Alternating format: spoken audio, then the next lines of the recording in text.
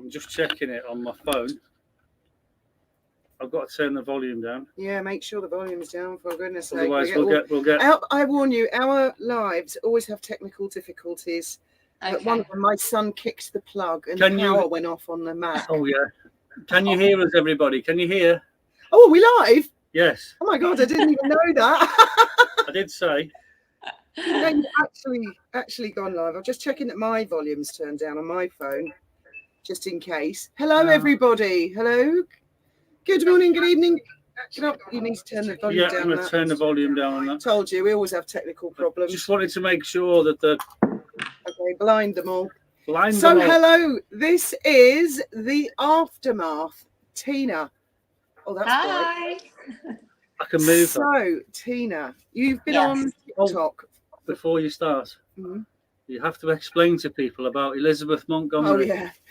Yes, I see that. The picture that I used for the live, guys, that's not me. That's Elizabeth Montgomery. It's a private joke because my eyesight is getting worse and worse and worse. And I was standing over there and Graham said, what picture shall I use? And he had a lovely one of Diana. I said, oh, Diana. And I went, oh, my God, is that me? Because I'm really blind as a bat. And he went, no, it's not. It's Elizabeth Montgomery.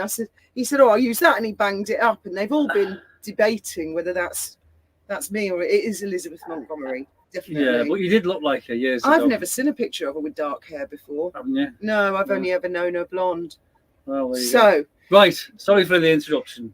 I'll Tina, shut up. So you've been on TikTok for quite a while, haven't you? I have, yeah. I came to TikTok through the Johnny Depp Amber Heard case. Never had social media before that. I didn't even have Facebook.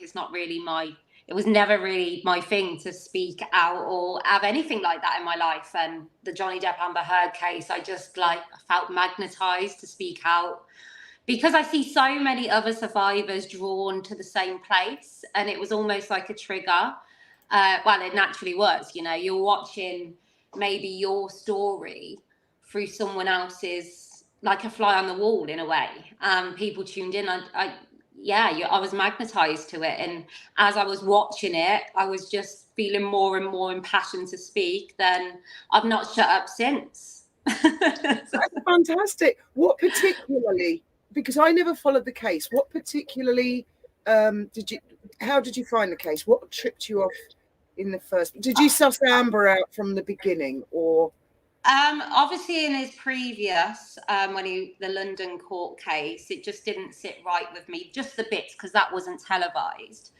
I don't know, it was just when it came, because it's domestic violence and it's something that's affected me, and as I know a lot of my followers now, I can't explain this urge to sit and watch. I knew it was going to be bad for me. And at one point, my husband did come home and he was like, Teen, don't watch anymore.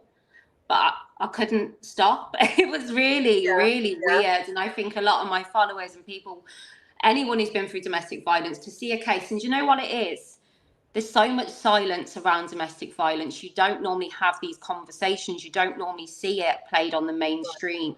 And I think that was just this moment of everyone to go, this was me, or could have been me. And I want to watch, I want to see and see for who was guilty and who wasn't. And I did sort of have an inkling, but I didn't expect to gravitate to it like I did, Yeah. Did you get attacked by Amber Heard fans? Oh my God. At this point, I don't know who's worse, the Sugars or the Amber Heard fans. Did you know that the Sugars and Amber Heard have something in common? Christopher Boozy. Are you familiar with his name? Yes, I am. I think he gave evidence, didn't he, in one of the Depp Heard cases? Yes, I believe so. It's a bit of a bastard, really, isn't he?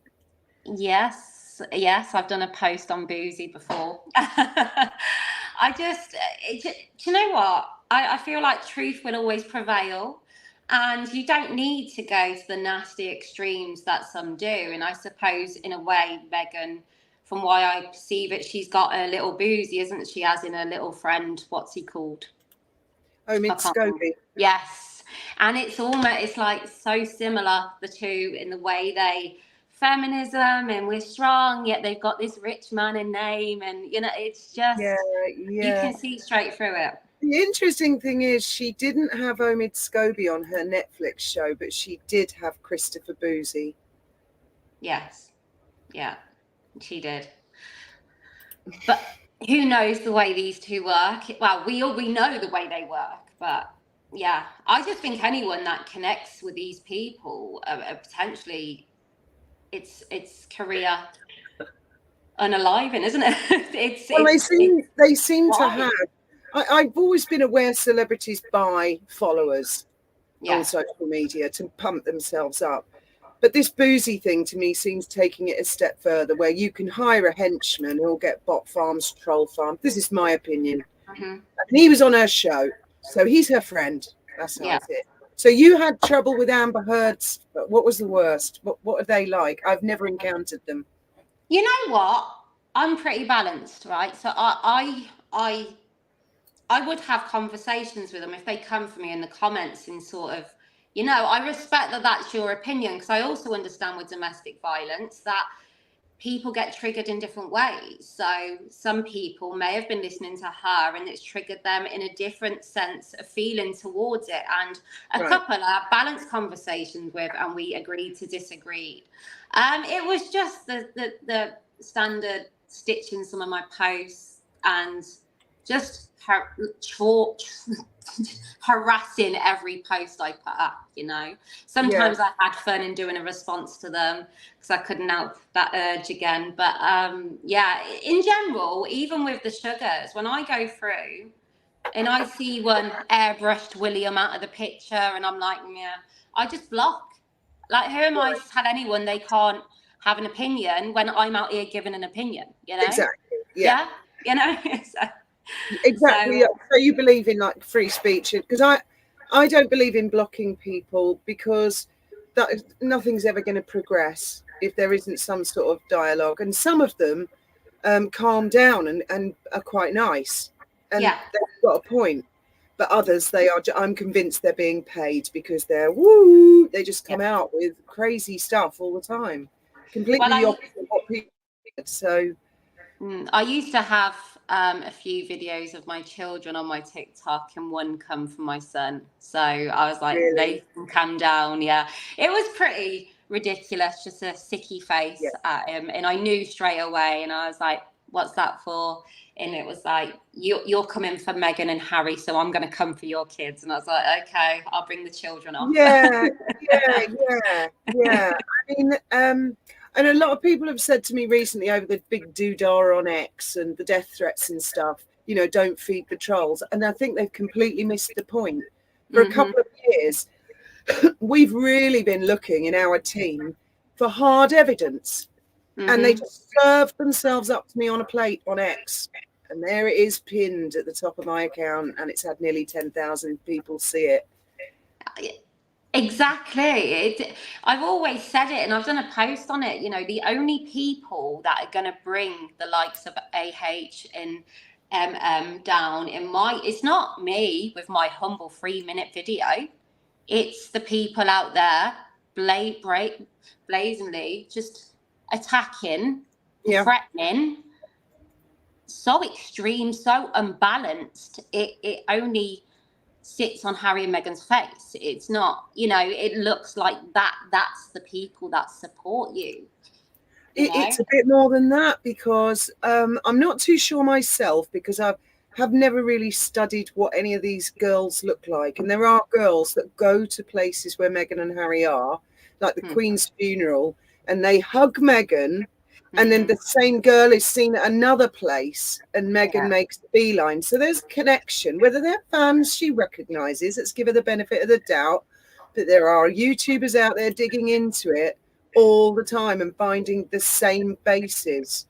And Harry, I think, I read Spare, and he gave an acknowledgement. Thank you to the Sussex squad.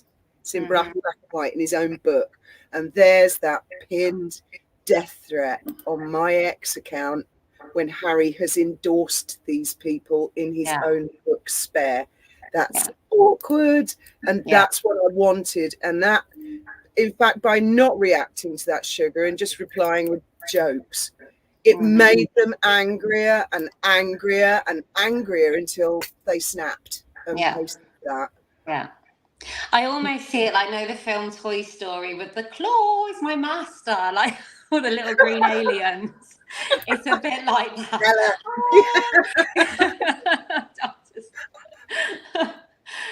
And it's just, you know, like, freedom of speech. And if I'm out here giving my opinion, I'm all for people, but do it with balance. Do it with, I never speak in the way some of them speak, you know, and I would never be that person, you know. The thing is, when you are in abuse, there's such an imbalance anyway, where one person's opinion stands over everyone's. From my home growing up, so to be out here, and if I was to be so lording it up and threats, and I would be that abuser then. So that you need to bring balance, you know. If I'm gonna have an opinion, you can have an opinion. When you start to take it there, no time. That just makes you look bad. That makes you look stupid. Yeah, well, and it was the same with the Johnny Depp Amber Heard supporters, you know, that they were AH's downfall, I believe. They damaged her. Yeah. Well, yeah, they're advertising a very bad thing out there, and they're her brand. The sugars are Meghan's. Never mind her rebranding; they are her brand. Yeah. And I was really proud, actually, of YouTube, because when I did the video today, reading out all the things the sugars have said, I thought, my God, that YouTube can take me down for sure, hearing all this. And they did checking for about an hour. And then it was absolutely no restrictions. Then they paused it and it was checked again for another hour. This is managers, like human reviewers. And then it was checked again and I got the total thumbs up. That is unrestricted. They loved it. They want that message out there. Yeah. So YouTube were, for once, very supportive today. Because I'm for the chop now. And to have taken the restrictions off my channel, thank God. But I mean, we all live on a knife edge on YouTube. As I'm sure you'll find out. But, I'm sure I will. I'm new to YouTube, so people, if you do follow me, you have to bear with me, because I'm like, TikTok's sort of been my safe home, and now stepping out and doing this, I'm like, oh my God. I think you'll find YouTube probably more friendly than TikTok. I've never had a TikTok account, but I've heard people say that can be quite a vicious platform, whereas YouTube's not really. YouTube's really quite safe. I must admit, the aftermath in our community, which is built up, it's other than the odd, you know, sugar or if I post on Johnny Depp, it's just people supporting each other. And actually, when I done the live with Paula M, and she started to open up about her experience, you have so many people then open up. It's this whole fly on the wall of someone else's story, and you connect to it through them, and you can softly touch on your story. And it's been a magical place, really, considering it's so triggering. And we're speaking about such dark topics. You know what I'm like? I'm a bit melodramatic with my words. It's all a bit deep.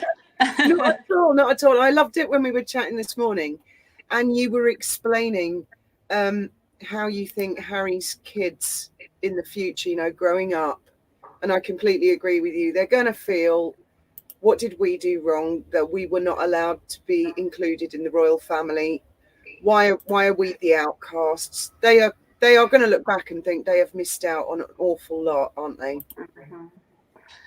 Well, yeah, the way I perceive it, you know, for someone who, and I think a lot of my followers, I've got some followers that have come to me through the Harry and Meghan stuff, but because they are triggered by that just as much as the AHJD stuff. But then they've linked up to the aftermath, you know. When there's a lot of people out there in broken homes who never had the love of parents like we have seen. It's not even, we have seen these connections with Thomas Markle and Meghan, prom, you know, it's all. We've watched Charles with his two boys, both of them. It was a threesome, not a twosome. It was never Charles and William and Harry to the side. They come as a threesome, just like when Diana was here, she was with her 2 boys. You know, in the fact that Harry has had that all his life, yes, he's got his trauma, and I'll never take that away from him from losing his mum, but William had that too. To think that his children won't have those family Christmases, it's really sad, you know, it's really sad. And I think there is an element with the never complain, never explain, never complain, where the royal family had it bang on, because the minute you start opening up and complaining and explaining, you are making yourself a motive to everybody. Yes, and you're opening your connect to your story. up. Yes, your private feelings. I mean, the late Queen, no one knew what she was really thinking. Yes. Although I heard a rumor today that one of her, I think it's Tall Paul, is going through her things and her diaries, and monarchs keep diaries, and they go into a library and historians analyse them, and there's been a hint. There's a couple of little entries about Meghan and how the Queen felt she cornered Harry into marriage. How, I do not know. But I did see that in a publication today, and it was not the Daily Mail before the sugars get lit. So it'd be interesting to see if Her Majesty's left a few Easter eggs and bombshells in her own book. Yeah, it would. Well, that was it. They've made themselves vulnerable, and I think William knew Harry was vulnerable. You know, from my perspective, in the biggest tell for me, and this is the worst thing, you know, Harry's shared so much incriminating stuff from my perspective, as where in that moment with the dog bowl and stuff, and William come back in to say, "Don't tell Meg." I don't believe William said that. Well, even if he's I just can't imagine it. I reckon Harry probably said, "Wait till Meghan finds out." I can imagine William saying, "I don't fucking care. Tell her."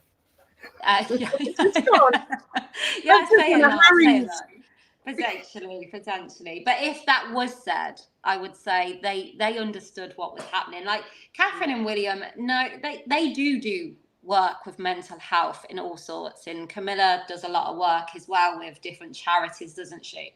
So they're not, you know, they're not total dinosaurs in this stiff, you know, it's not. And actually, when I said about the never complain, never explain, when you look back, the Queen was this strong person. You never got really to see her vulnerable, did you? She was this stoic sort of lady. Look at the reaction from the public when we see her sat alone in those pews at Philip's funeral.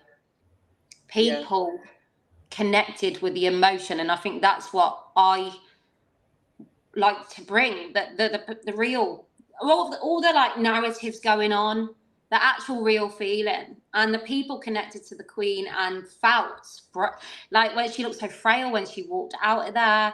It was so sad post-COVID, and it was just awful, wasn't it? And all that Oprah stuff as Philip was dying as well. You couldn't even. No one ever believed, especially people in the Commonwealth, the UK, that they would ever see this roll out in the way it has. No. Not even with Diana. No. And that's the thing, you know, you see William speaking about, if anyone asks William a question about his mom, he's keeps it close to his heart unless it's in a positive way. And that's him protecting his mom for the headlines, the memes, which she's become a meme with all of this, which is devastating to watch, you know? Yeah.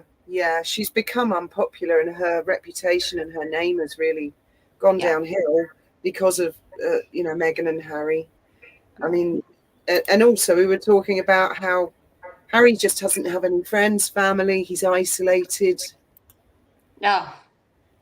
Well, that's why I think people have come to me through the Harry and Meghan stuff, from my perspective, and found the aftermath, you know? It's to watch. The thing is, when you've been through abuse, your whole life is about survival. So you're constantly reading a room, reading actions, even the kind ones. You're looking beyond that in what could come next, you're preempting. And a lot of people like I said, never complain and never explain. And they've done the opposite, haven't they? And they've put themselves out there. They've cashed in, because people have come at me and say, oh, you shouldn't be. They've paid for this. It's like a movie review. They've cashed in on their family's pain. And if we were all in support of them, which they were in hope of, they wouldn't be complaining. No. They wouldn't be sat on a bench about cyberbullying. Yeah. I feel that Meghan did the Oprah thing as a sort of partly to get revenge on, because she was jealous of Catherine and she didn't like, well, I think she was thrown out personally. I think they just said to her, get out. And partly to launch her Hollywood career. It was she had an agent, I think, called Nick, who she'd had for years, and she fired him 2 weeks after Oprah. That's what I read in the paper, one of the American publications. And I bet it was because she said, well, where's my deals? Where's the calls? And he would have said, they're not calling. No. I don't believe you. You're fired, and then on to another agent. Yeah. I think the thing is with all of this as well, we've watched Harry. We've watched, yes, rebellious at times, and maybe the royal family were covering up because you can't believe what we're seeing in him now. But then, okay, so take that into account. But then, okay, we'll take Meghan into account. And what do we see? Do we see her having strong connections with people, family, consistency? No. No, none of those things. None of those things. And I remember when they first announced Megxit, I was thinking, well, what are they going to do? They're going to be damned if they do and damned if they don't. Whatever they choose to make money, they will be criticised. I was interested. I thought, I wonder which way they'll jump, what they'll go for. And loads of people said, oh, she's going to go straight to Hollywood. And all her supportive people in the media said, no, she's not. Don't be so judgmental. And she went straight to Hollywood. Well, let's be honest, she brought Hollywood to her wedding, didn't she? Yeah. And a lot of people said, she won't stay in the royal family. She'll dip out. And her friends and supporters said, no, she won't. Don't be so bitchy. Don't be so racist. And she dipped out. Everything that the critics have predicted, she's done. It's almost as if her critics know her better than her fan base.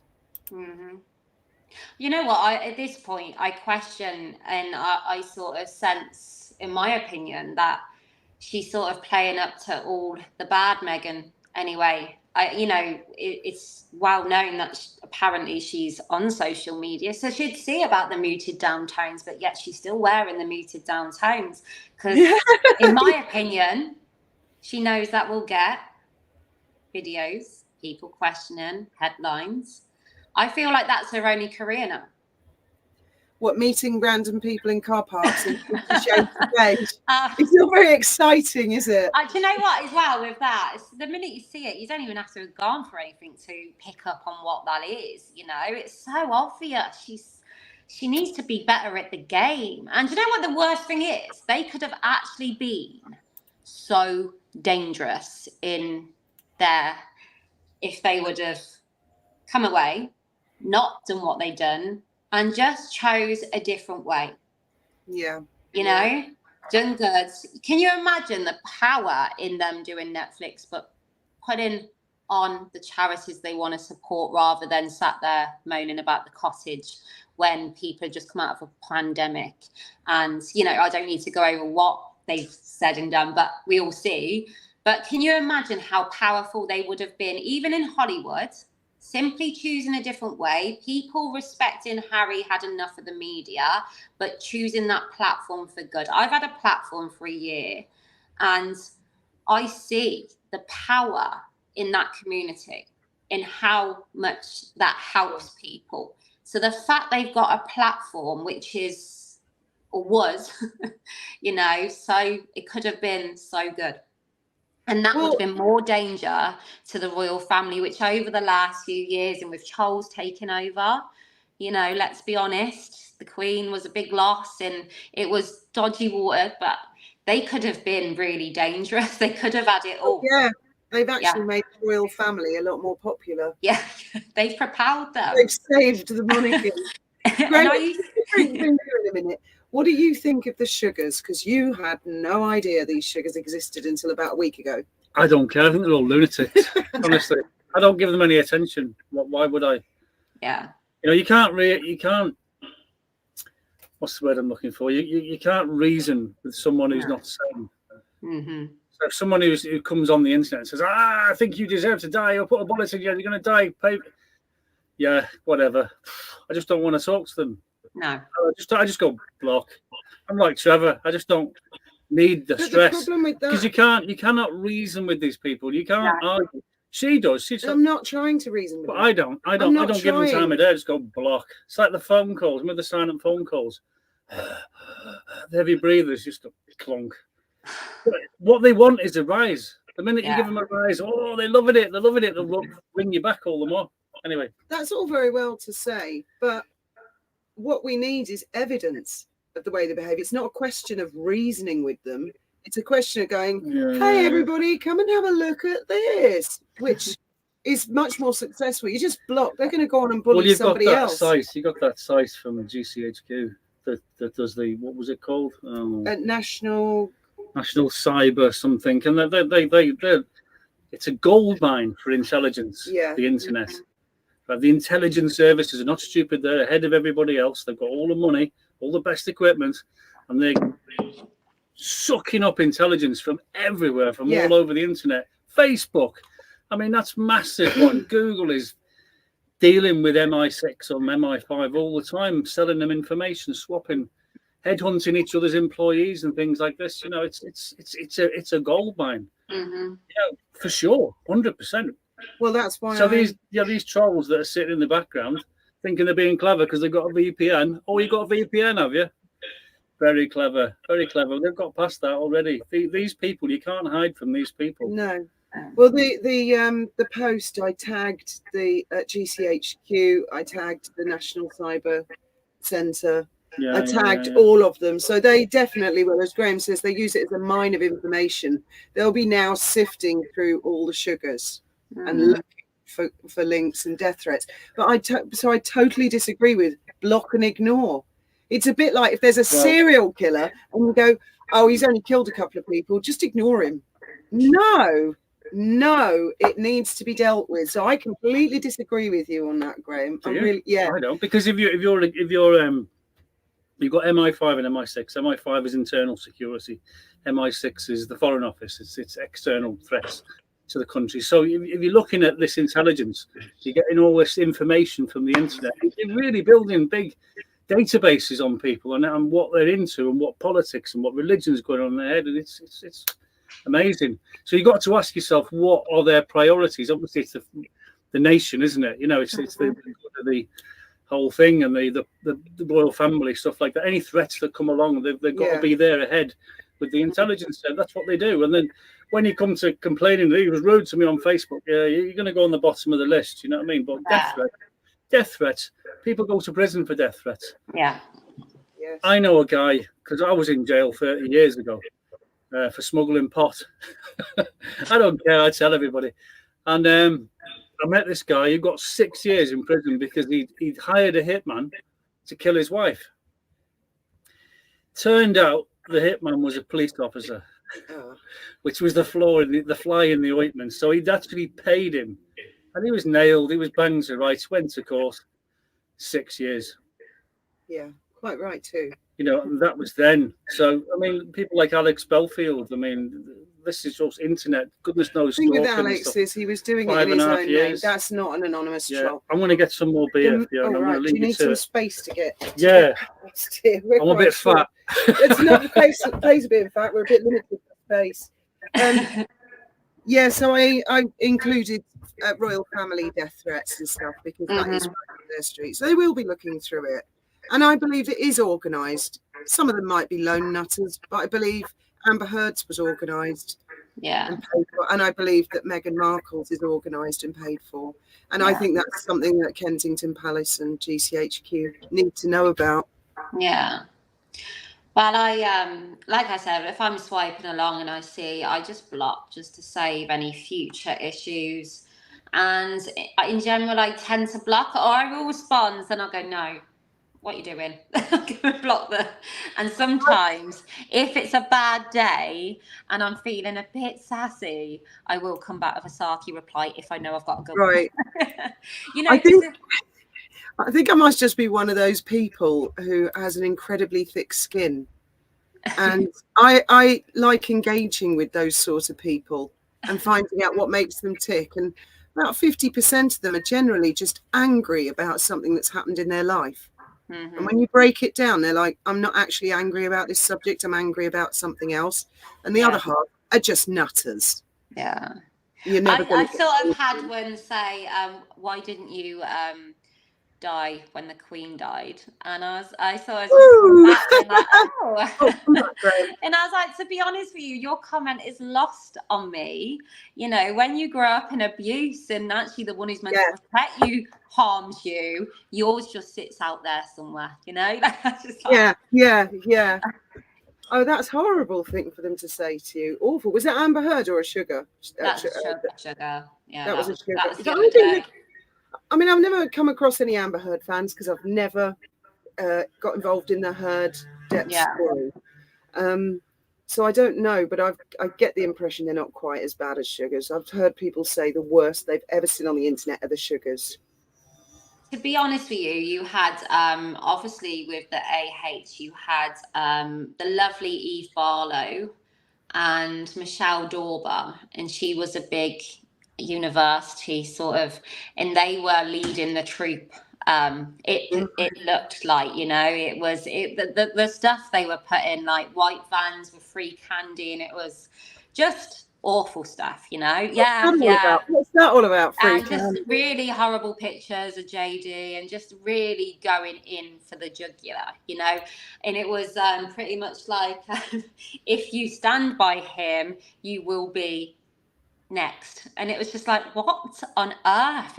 But this was a top lecturer at a university. But I don't think she's doing that anymore, because it turned out she had, you know. So but they sued in the end. She got cancelled. In the end, they both come off Twitter, and it was like anyone, because it was so unbalanced. People were looking on, going, "Wow, you know this." Exactly. So people are not invested in a story, and they see one side of the argument. They're being cool, calm, collected, trying to put their point across, and the other side, they just see a screaming lunatic. An innocent bystander is going to go, I know which team I'm on, just automatically. Absolutely. So that's why I want to highlight the Sugars. I mean, Graham has absolutely no patience whatsoever with people like that. No. He really doesn't. Well, to be honest with you, you shouldn't waste your energy on that, but sometimes you know. Yeah, that's fair enough. But I mean, if they're going to make death threats like that, I found that was really actually quite convenient that they did that, and it proved a point. So it's not something that frightens or worries either of us. They literally just served themselves up on a plate. Yeah, no, I know. So where do you think it's all going to end with Meghan and Harry? Do you think they're going to live happily ever after, unhappily ever after? Do you think he's going to be stuck with her forever? You know what? In my perspective, being married now for 22, nearly 23 years, how can that be a happy marriage? Just my opinion, you know. How can you have that much toxicity in your life, then go to bed every night and sleep tight? You know, how can you have no family around you? You know, family is like a support network that keeps, you know, but at this point right now, where Harry is, he's got a devastation behind him. He's got a brother that, from what I see, doesn't want anything to do with him, and justifiably so. And the it's next level, isn't it? What's happened in front of our eyes. It's not even, is it fixable? You know, will the family, I think Charles would have him back to help him.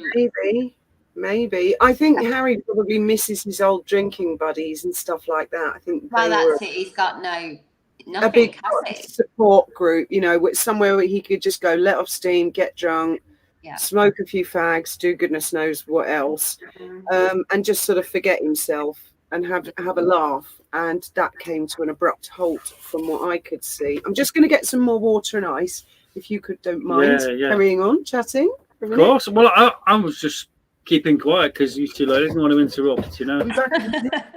I've made that mistake before. Yeah, we've been married for a long time. Well, I think 2006 we actually got married. Yeah. But we've been together since 99.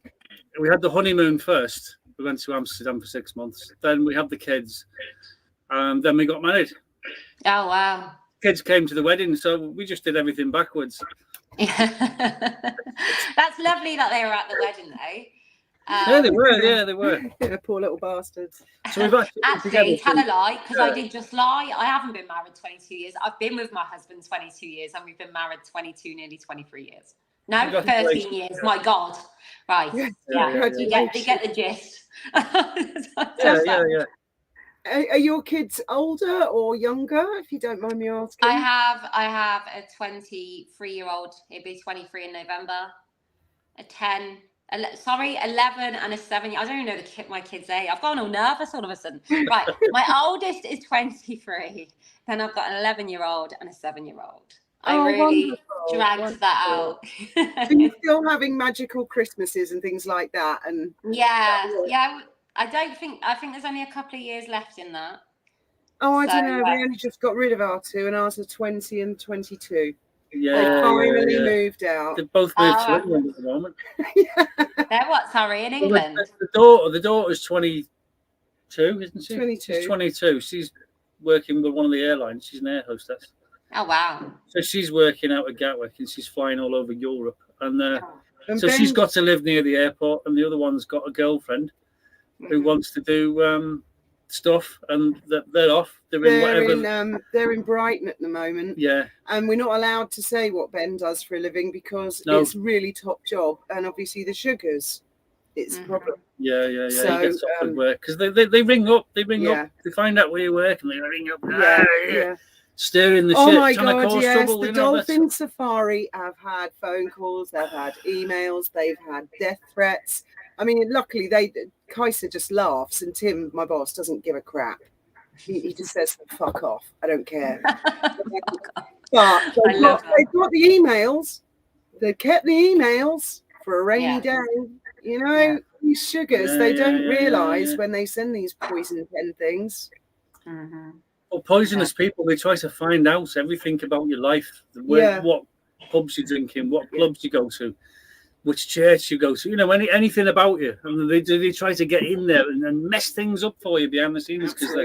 Well, I'm all right. I'm in on a Saturday night drinking tea. So it was orange juice. No, it's my cup of tea. Yeah, water. We've been home drinkers for years. Yeah.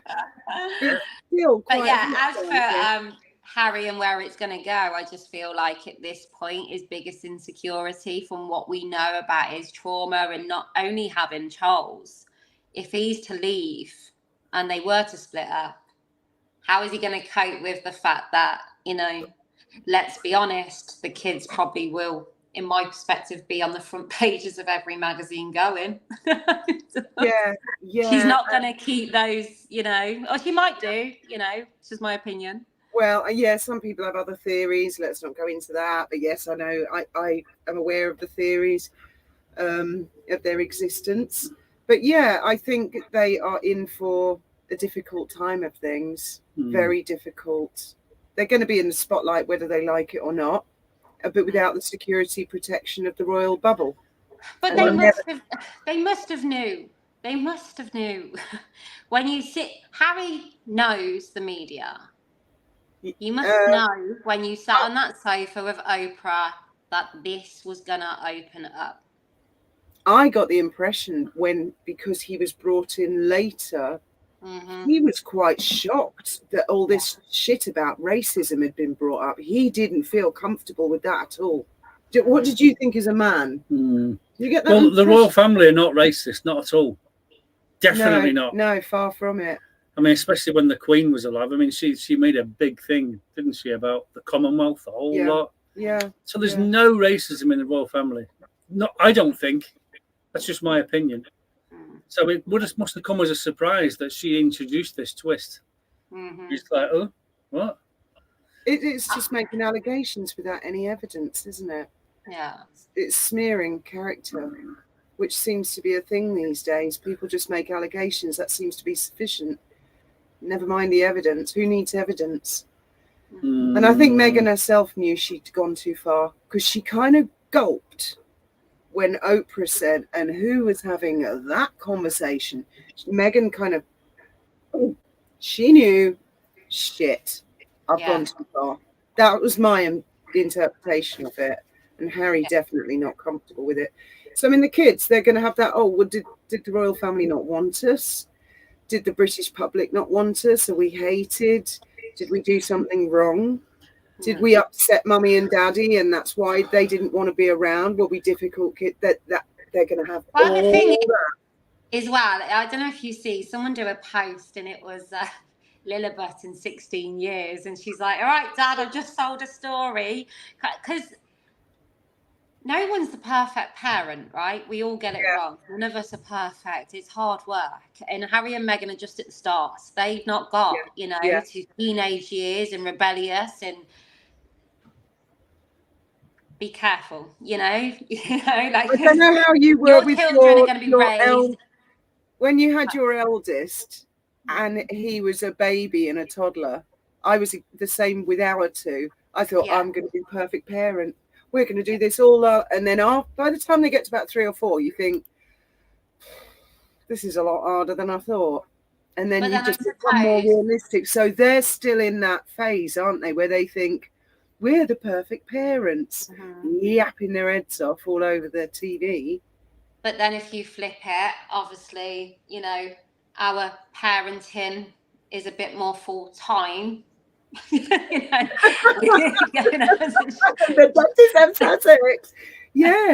I'm not saying just them, like celebrity life, all these events and stuff, the childcare, you get nannies and stuff. Catherine and William, I'm not judging in that way, but what I'm saying is there is a different element to the style in your you time, in being able to do you kind of thing compared to, especially the normal people on the street. Especially them going to Invictus and then allegedly having a 9-day holiday or something in Portugal. Fuck the kids. We're going on holiday in Portugal. We've been away from them for 3 weeks. Sod it. What's another 2 weeks, 10 days? Get the suntan oil. Do you think that's a weird story to leak or say? At least she made milkshakes before she left, I do not believe for 1 minute that Harry and Meghan left the royal family of their own choice. I reckon they got the boot. Meghan's tried so hard to get to where she is. She isn't going to go and walk away with her nose in the air, is she? She was booted. That's what I think.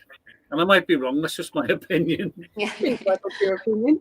I think she was thrown out. I think her ambition was to be a princess. Charlie, get out! Or the Queen. Because it was the Queen then, maybe, or William. There was lots of rumours about tantrums, wasn't there, and plates getting smashed and vases getting thrown and things like that. What Meghan wants, Meghan gets. And there's another YouTuber called the Duchess of Sussex. She's a fantastic YouTuber, and she's did brilliant. A video today about the fact that apparently the photograph of the Queen, Charles, William, and George, sort of the monarch. Oh, that was meant to have been the moment, wasn't it? Yeah. Well, the Duchess of Sussex showed all photographs like that going back years before Meghan, and there was no problem. Harry was okay with it. Harry knew his place. The problem happened when Madam was there. And that's the thing. Harry, all those years, as much as he was rebellious and we knew he struggled with the lens, he said that in interviews in the media and when, but we see him proud of his role because all his cousins are in the same boat, it's a pecking order. And even to read in the book about extra sausages on plates in a smaller room in Balmoral, like how small was that room? It wasn't the box room above the stairs like most people claim. We know it wasn't a tiny room.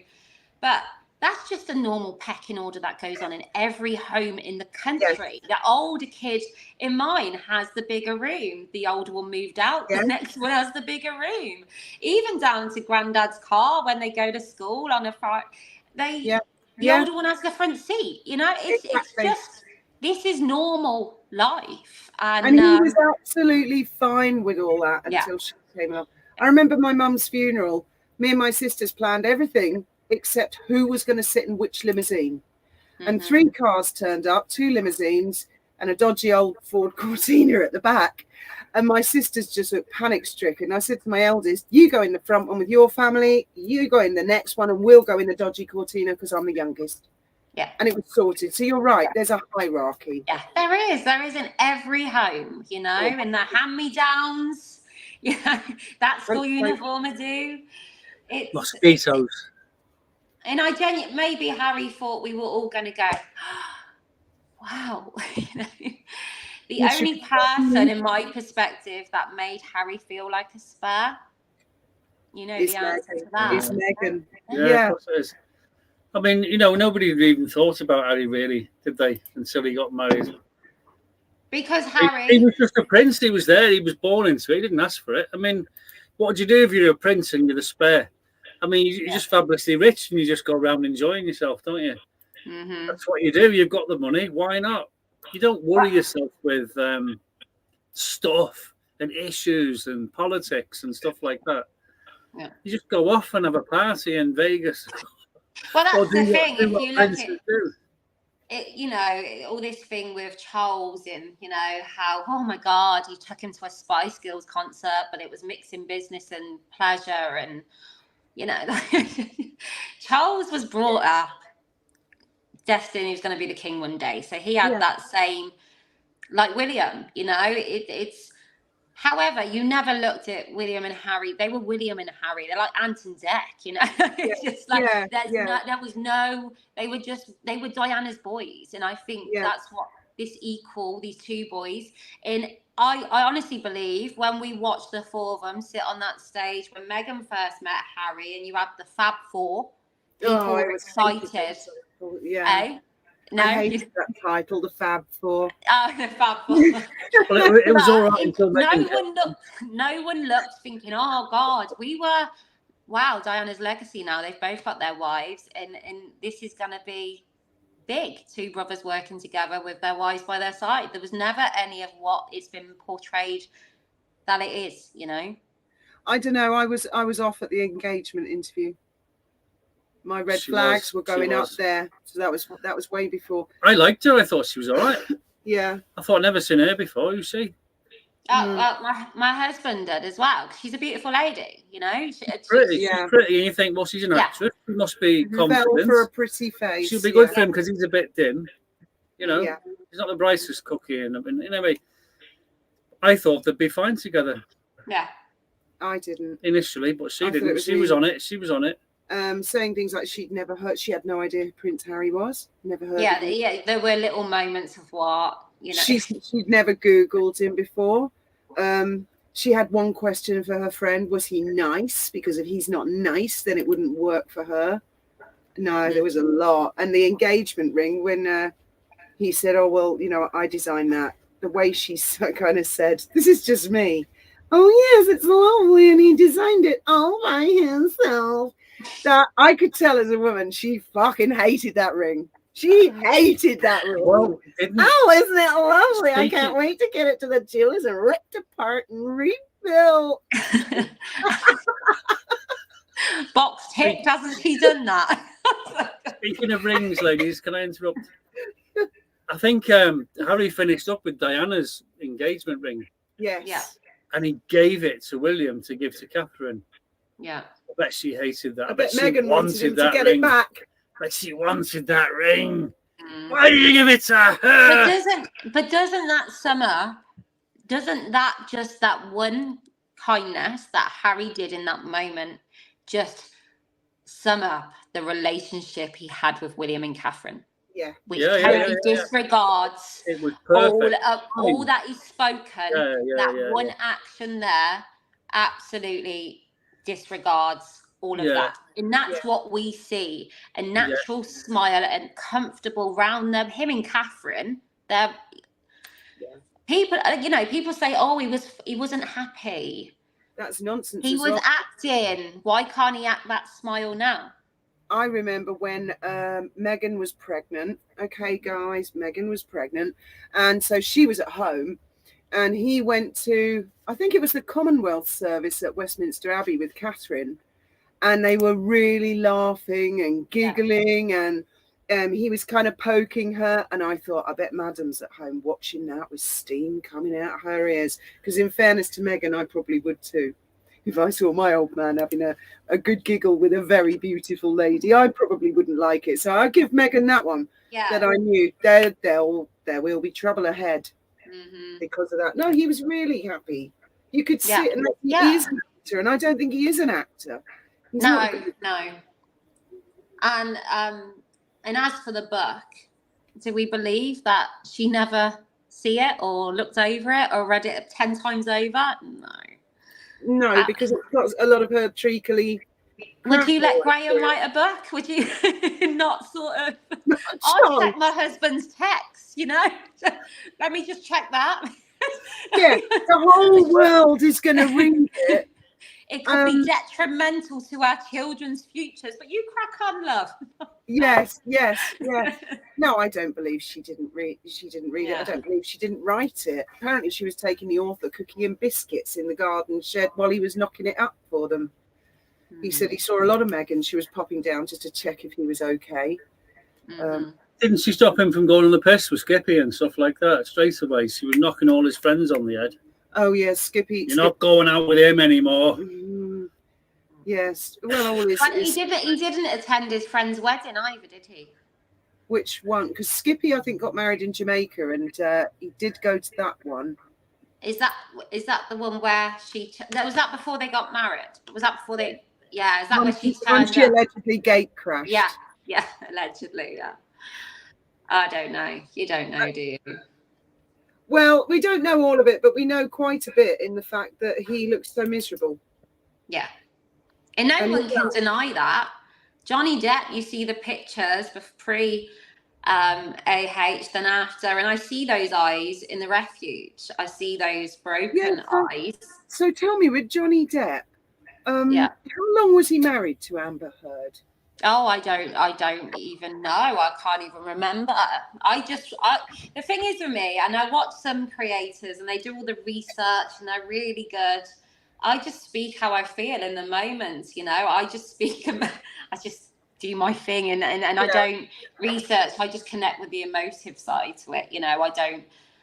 All I know is that man was a victim. You could hear it loud and, people that are survivors could have tuned into that court case muffled and still come out with the same opinion and blindfolded and listened and still came out with the same. We know. Well, I wasn't a big follower and I watched Amber Heard for all of 5 minutes and I thought, okay. And my kids, I mean, they were really into the memes. There was a guy, I don't know if it was the actual guy who was in Aquaman, talking about how he'd made a replica of something he'd seen in the water. I mean, my kids used to look at all these TikTokers. They have millions of hits. They're hilarious. They're all just send-ups of Amber Heard. So I wondered if at one point Johnny Depp had been like, don't tell me my wife's bad. She's my wife, my love. Do you think he went through that phase like Harry? Don't tell me my wife is bad. She's my love. She's my mother reincarnated. My God, she was on Diana's grave. What do you make of that? Oh, my God. Tell me about that.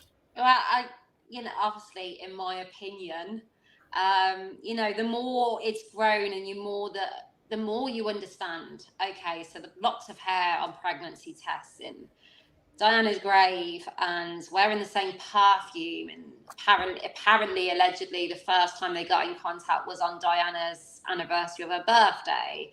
The list is endless and it's all alarm bells, isn't it? And you don't even need to have you read Spare? Bits of it, yeah.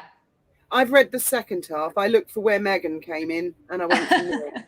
And I mean, he says I took her to my mother's grave, Mhm. and I wanted to give Megan some time alone with my mum. Why? They never even met.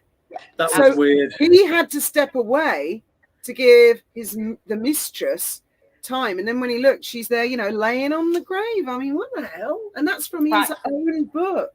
Yes, and this is the thing. I don't quite. Like, no one can understand that. If that happens, like, who does that? Who in that moment, like, would you not feel respectful of the fact that this is Yeah. his?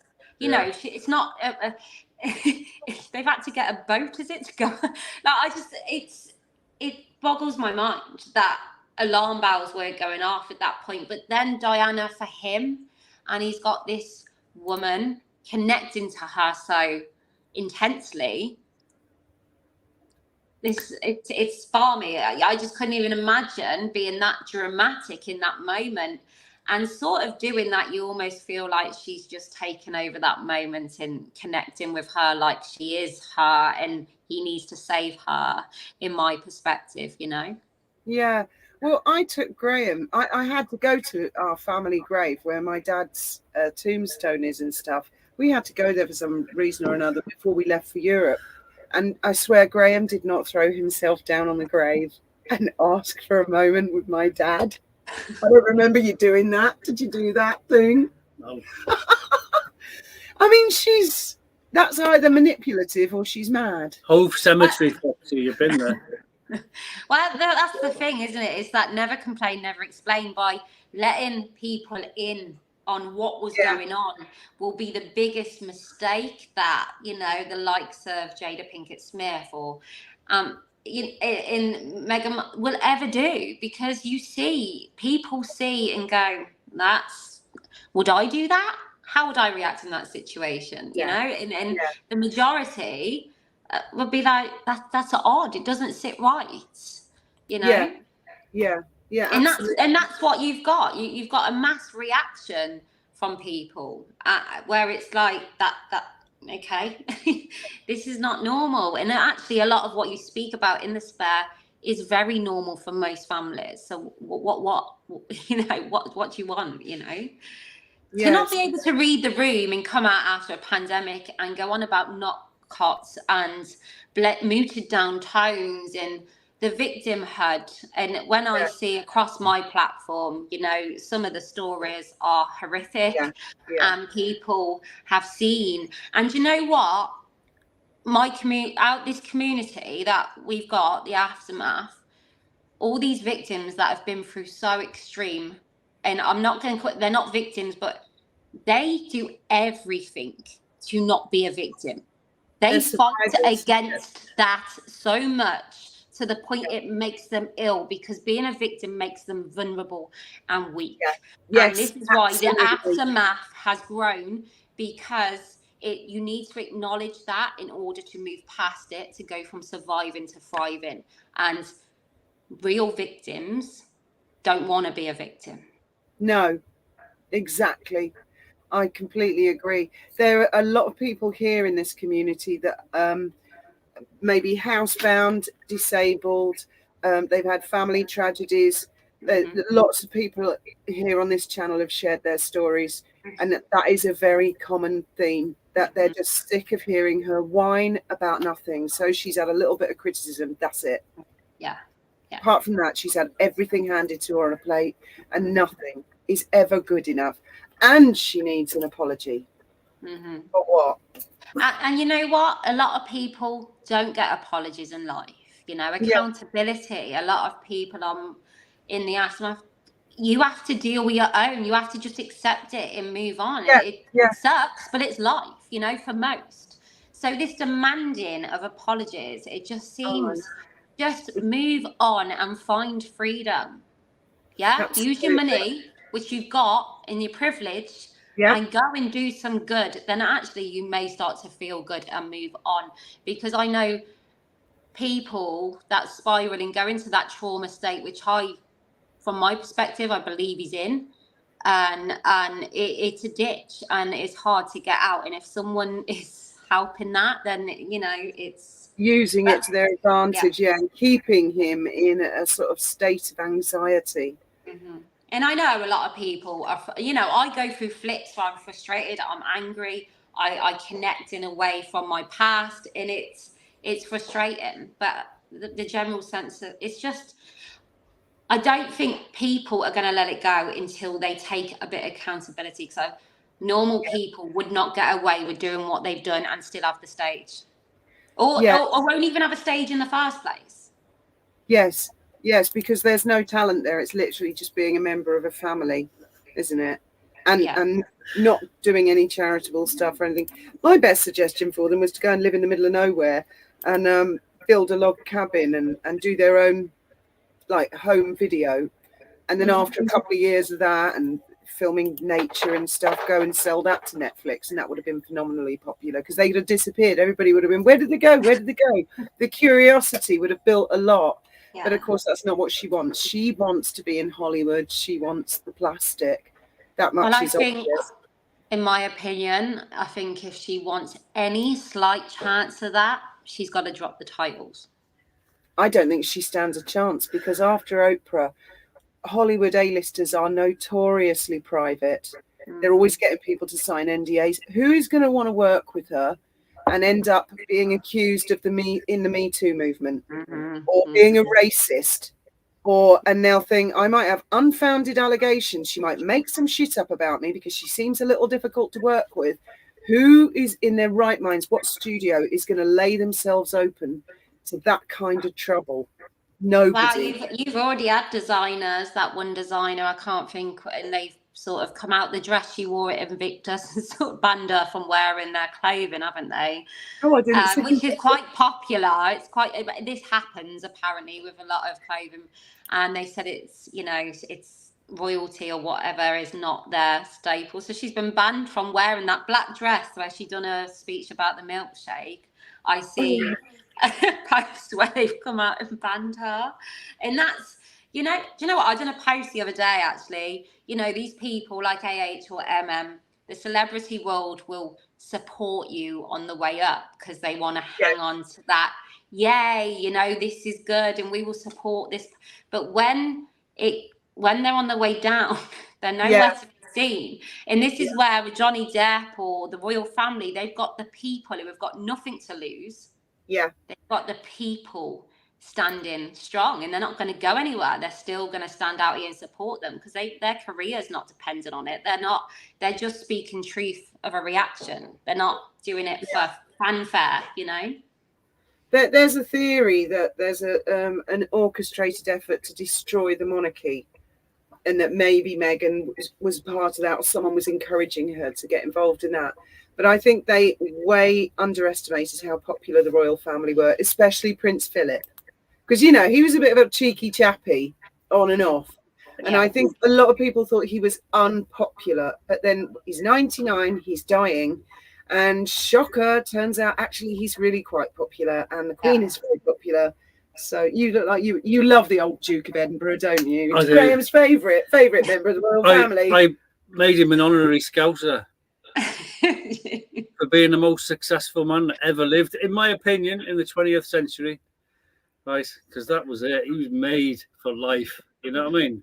He's made it. He's got all the t-shirts. He's been there. He's done everything. He hasn't lifted the. You didn't. The guy. Give him credit where it's due. I liked Phil. I thought he was all right. Well, he was dead rude. He was dead rude. He wasn't afraid to be dead rude. No. But you know what though? He was that, but then he still stood behind his wife. He did, yeah. She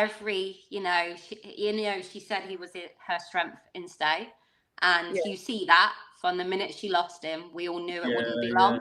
And that was Philip. And he was the one who encouraged the garden parties, wasn't he? He knew that. Yes. The royal family were not reachable to the public, and there needed to be this element, and he was the one who encouraged that to bring the royal family. And they didn't want it. Anyone in the royal family or the firm did not want that, but he pushed it, and it made it very modern and forward thinking. Definitely. Yeah. Well, he was the head of the family. Yeah. And, you know, he was a strong character. But don't forget the Queen Mother was a strong character as well. And I think they had a bit of a power struggle between the two of them. Yeah. And also, he actually stepped back in 2017, and I knew there'd be trouble. I knew it. And I think he just stepped back and said, sod it, do what you like. And everything fell apart from there, really, didn't it? Everybody was doing what they wanted. Anyway, we've been on for an hour now, so I think we'll stop in the next 5 minutes. So I've been ignoring you guys in the comments. So sorry. Yes, the changes we've seen were mostly instigated by Philip. Yes, I think Philip, and he was super good looking as well, wasn't he? He was very handsome. Very handsome. In fact, the Cinderella Disney cartoon one, wasn't the prince called Philip? And I think that was no coincidence. He was very good. I must admit, it's been nice to see a younger William being all over the internet, because you forget how one of a younger girl that I know sort of said, "Oh my God, I didn't realise William was so tasty." And I was like, "Yeah, he was." I used to, you know, Harry and William at a time, we were like the two princes. So everyone was like, "Oh my God," so both of them. I know. They're incredibly tall as well, aren't they? Yes, all of them. But and William, even now, as long as he's got a hat on. Oh, I think William is really good looking. Yes, he's really good looking. I think, and Catherine. And you know what? He's so natural, and you can see he's been prepared to be the king. He's you know, he's, and I think Catherine has given William the world of healing. Yeah, she really has. So she probably didn't roll around all over his mother's grave. No. Can't imagine it. You know, need a moment, William. Yeah, you can't even imagine, could you? I can. Cringe, yeah. And then it really is. He put it in a book. That's the thing, and that's where there's so much evidence in incriminating, just cringe-worthy stuff. I might read through that book again this winter and just pick out a few other bits and analyse it. I never read the first half of it. I just wasn't interested. I wanted to, because I'd been watching them. Right, guys. So I'm just gonna. The one thing for me was when she said to him after they had Lilibet and they had this skin-on-skin moment where she said to him, what was it? You're now a man, or something. Oh no, you're no longer a spare, and you're now a man, and for that I love you. And I was like, wow. Anyway, manipulative. So yeah, a lot of people are going to want to know, what is your YouTube channel called? It's The Aftermath. I don't even know. This is how rubbish I am. There's quite a few aftermaths. Is there? I'm gonna have to mix it up, aren't I? You'll have to put a number in or something like that. I think there is a number, isn't there? I think is it 83. 83. The Aftermath. I believe 83. I think so. Was it 83? I think so. Yeah, Rhea said she's got it. She's got it there. Rhea's got it there. She's just put a link there in the description. So yes, go and have a listen to this lady. Thank you, guys. Jodie got it there. Jodie's got it. And thank you very much for joining us. Yes, I think that's her video. 83. Yes, 83. And hopefully, thank you for having me. Strength to strength, not only on YouTube but on X, which we're all still trying to figure out how the hell it works. I don't understand X. I just navigate the best I can and hope for the best. There's a lot of words, isn't there? Not so many pictures. I'm like, how do I go back to whatever you're commenting? I don't exactly. Me too. Is it just me? No, I feel like when they reply to something, I should click on it and it take me to what they're replying to. Because I'm like, I don't know. Someone put a question to me, something like, what colour was it? And I thought, my God, what colour was what? So I think I just guessed and went blue. Which probably, they probably weren't even talking to me. And then thinking, what a sarcastic. What's she on about? Yeah, exactly. So yes, forgive me, everybody. I'm struggling with X as well. Yeah. Anyway, we're going to wrap it up there. Thank you very, very much, Tina. It's been a delight chatting to you tonight. Absolutely. Thank you for having me and inviting me and for the shout out. And we will see you around the tube. I think we can end the live now, Graham. Brilliant. Thank you, everybody. Thank you very, very much, everybody, for joining. Bye. Thank you. Good night, and may your God go with you. Absolutely.